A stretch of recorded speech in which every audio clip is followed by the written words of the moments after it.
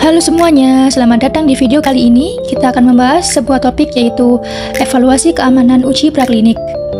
Berikut merupakan anggota kelompok kami. Pada topik ini terdapat sebuah kasus yaitu sebuah perusahaan farmasi sedang mengembangkan obat anti kanker baru. Sebelum melanjutkan ke uji klinik, perusahaan harus melakukan evaluasi keamanan melalui uji praklinik termasuk uji toksisitas akut dan subkronik pada tikus. Salah satu tikus menunjukkan penurunan berat badan yang signifikan dan kerusakan organ ginjal setelah 14 hari pemberian obat. Dari kasus tersebut, terdapat beberapa pertanyaan. Untuk pertanyaan yang pertama, apa yang harus dilakukan peneliti untuk mengevaluasi lebih lanjut toksisitas obat tersebut?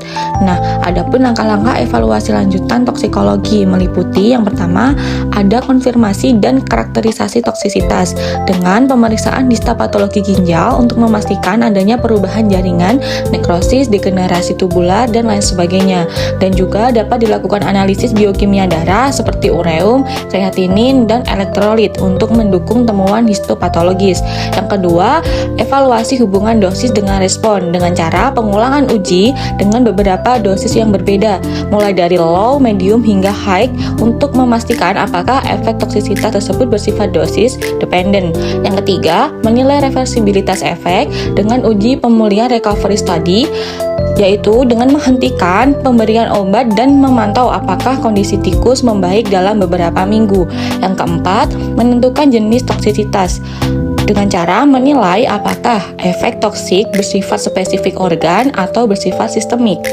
Jika diperlukan, dilakukan uji toksisitas subkronik selama 28-90 hari untuk melihat efek berulang dan akumulasi zat. Pertanyaan yang kedua, apa yang dimaksud dengan NOAEL dan bagaimana menentukan dosis awal yang aman untuk uji klinis? NOAEL adalah dosis tertinggi suatu zat uji yang tidak menimbulkan efek toksik yang merugikan pada hewan uji selama periode pengamatan. NOAEL diperoleh dari hasil uji toksisitas kronik atau kronik, di mana hewan uji diberikan obat dengan beberapa variasi dosis. Dosis tertinggi yang tidak menunjukkan perubahan signifikan secara klinis, hematologis, biokimia, maupun histopatologi dibandingkan kontrol ditetapkan sebagai NOAEL.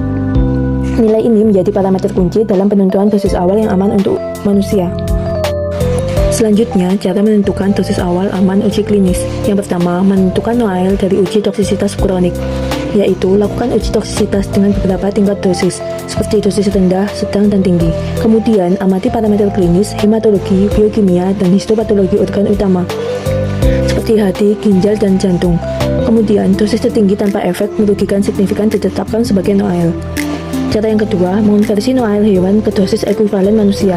Konversi dilakukan berdasarkan luas permukaan tubuh dengan rumus HED sama dengan NOAEL hewan dikali KM manusia per KM hewan. Nilai KM merupakan faktor konversi spesifik spesies, misalnya tikus 6, manusia dewasa 37. Contoh, jika NOAEL tikus 60 mg per kilogram, maka HED sama dengan 60 dikali 6 per 37, hasilnya 9,73 mg per kilogram. Cara yang ketiga, menetapkan dosis awal yang aman. Untuk mencegah risiko toksisitas pada manusia, digunakan faktor keamanan antara 10-100 kali lebih rendah dari HED, tergantung pada potensi toksik obat dan organ target.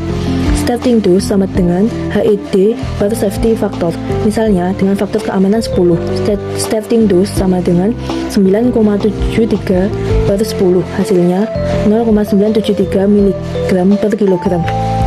Sehingga dosis awal manusia yang aman untuk uji klinik fase 1 adalah sekitar 1 mg per kilogram berat badan. Penentuan dosis awal manusia harus dikalikan faktor keamanan minimal 10 kali lebih kecil dari HED untuk menghindari risiko toksisitas. Untuk pertanyaan yang ketiga, mengapa evaluasi toksisitas subkronik dan kronik penting dalam pengembangan obat ini? Pertama, menilai efek jangka panjang dan akumulatif. Beberapa efek toksik tidak muncul pada uji akut, tetapi baru tampak setelah paparan berulang. Kedua, menilai reversibilitas dan progresivitas efek toksik. Apakah efek dapat pulih setelah obat dihentikan atau justru menetap atau meningkat? Ketiga, menentukan organ target toksisitas. Uji subkronik atau kronik membantu mengidentifikasi organ yang paling rentan, seperti hati, ginjal, atau jantung. Keempat, menentukan batas keamanan penggunaan jangka panjang pada manusia. Data dari uji subkronik atau kronik menjadi dasar untuk penetapan batas aman dosis terapeutik, serta mendukung izin uji klinik. Demikian penjelasan kali ini, jangan kemana-mana karena masih ada kelanjutannya di video selanjutnya. Bye-bye!